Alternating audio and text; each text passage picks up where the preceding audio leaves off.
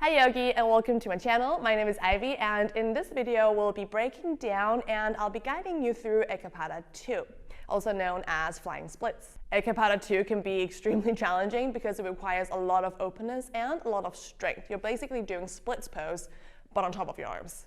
The first thing to be aware of in your Eka Pada 2 is the position of your hands. We want to make sure that when the hands stay on the ground, that you're spreading the fingers nicely, and then that you're gripping the mat with your fingertips at the same time as you're pressing your knuckles down. So there's a lot of motion and strength that's going on through the hand. And when you're balancing on your hands, there should be like this micro movement through the fingertips at the hands. That's you trying to balance, your hands trying to balance.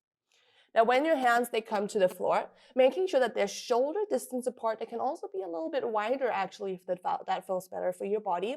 And then I prefer the index finger forward. I know traditionally it's middle finger, but with the index finger forward, you create more space for your shoulders to be. Of course, if middle finger pointing forward feels the best for you, go ahead. Now from here, we're going to start in a lizard pose. So let's bring one foot to the outside. I'm going to do right foot. So right foot to the outside of the right hand. From here, start by hugging your knee in towards the arm. Without any of the feet lifting, can you just bend the elbows? Notice how you're coming into chaturanga arms. From here, we want to press the shoulders even further forward so the elbows are on top of the wrist. This is the position with the hands. Now, one common mistake that happens in this shape is that the shoulders, they come way down lower than the elbows. And we want to avoid that by having the shoulders in line with the elbows, even further up. This helps to protect the shoulders. It can be quite difficult, but the more you practice, the more closer you'll get to there. All right. From here, hugging the knee in towards the arm, now we can begin to lift the front foot off the floor. You can start by just pointing the foot towards the back, actually.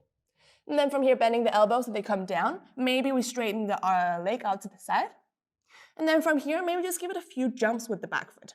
Now notice as you jump, the elbows and the shoulders might come down. Try to lift it back up. So keeping the shoulders in line with the elbows, lift the back foot off the floor. And maybe point your toes. A trick to do here is to bring a block underneath the back foot if you find it hard to lift the foot off the floor. And there you go. That's your Eka Pada 2. And the most important is actually the position of the hands and of the shoulders. Hope you guys enjoyed this tutorial, and I'll see you back for another one. Bye!